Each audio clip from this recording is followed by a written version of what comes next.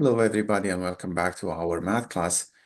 In today's class, we are going to clarify this key relationship that is true, and it relates the binomial coefficients, which is this relationship right here. Now, we actually had a discussion on these coefficients, no? And we kind of saw on some initial rows of Pascal's triangle that it looks like numbers in Pascal's triangle are numbers of the kind n choose k, no? But that was just building some intuition. How do we know that that's true for all numbers in Pascal's triangle?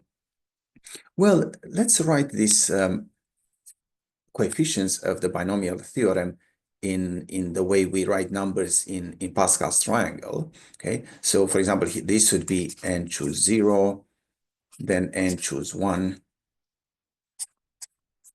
and it would be n choose 2, so on.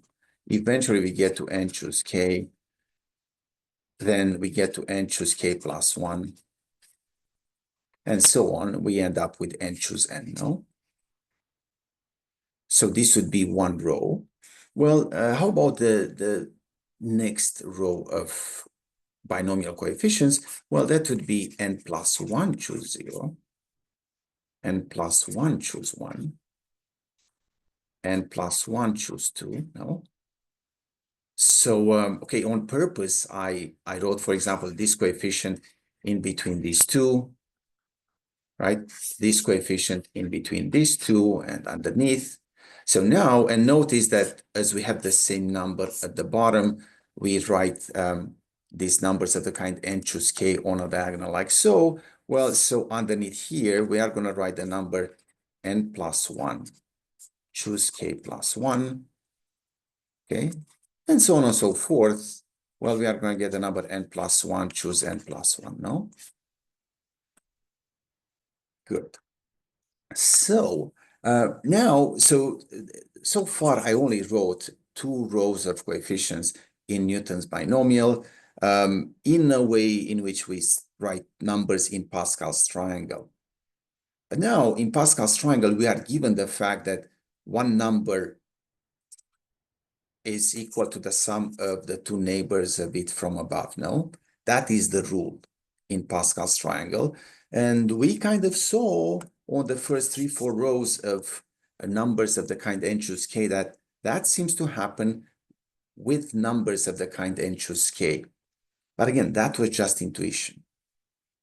Well, now, can we actually prove that this number is the sum of the numbers above it?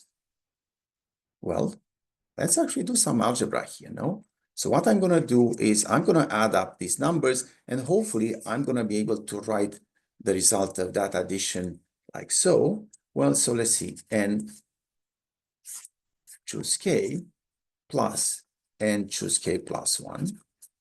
This would be n factorial over k factorial times n minus k factorial plus n factorial over k plus 1 factorial times factorial here times n minus k minus 1 factorial, no?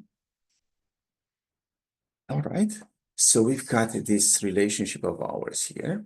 Well, let's see, how can we handle this?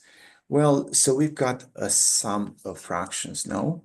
Well, I noticed that the numerator is the same, so we can factor it out, no? So this is n factorial, but see, looking at these two numbers, in between the two of them, well, k factorial is a divisor of k plus 1 factorial. So let me factor it out. And then n minus k minus 1 is a divisor of n minus k factorial times n minus k minus 1 factorial times, well, what's left from the first fraction? Well, n factorial was factored out, so the numerator is going to be 1. K factorial was factored out, okay? But from n minus k factorial, we only factored out n minus k minus 1 factorial. So what's left here is n minus k, right? Plus, well, let's see what's happening with the second fraction. Well, n factorial is factored out. So it's 1 over, well, n minus k minus 1 factorial is factored out. So there's only 1 left from this. And k factorial is factored out. And this is a factor of k plus 1 factorial. So just k plus 1 is left in the denominator now. So I hope this is not too complicated. And again, it's just a little bit of basic algebraic manipulation.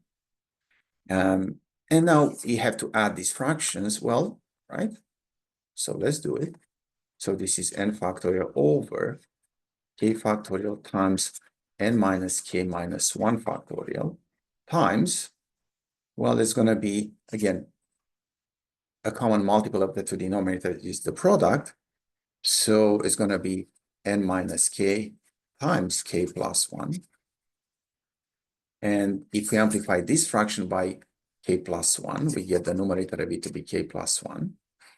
If we amplify this fraction by n minus k, we get the numerator of it to be n minus k. Well, negative k and k cancel each other. So what's left in the bracket here is just n plus 1.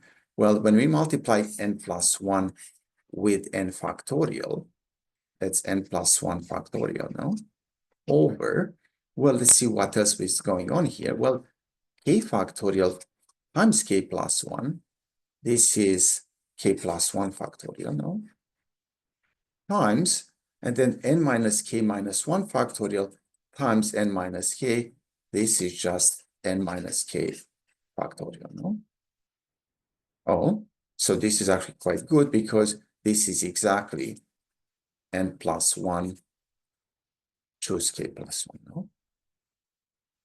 So a little bit of algebraic computation shows that indeed the sum of these two numbers is equal to this number here, which means that we just proved that, okay, again, looking back at these two rows of coefficients in Newton's binomial, we just figured out that this coefficient right here is the sum of the two neighbors of it from above, which means that we actually proved this relationship here.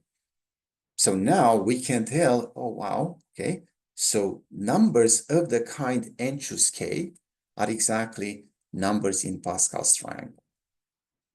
All right, so maybe now you understand why maybe in earlier grades, people were getting you to look at Pascal's triangle or triangles similar to it, because as you can see, it's an important part of algebra eventually, right? Thank you very much and see you at our next class.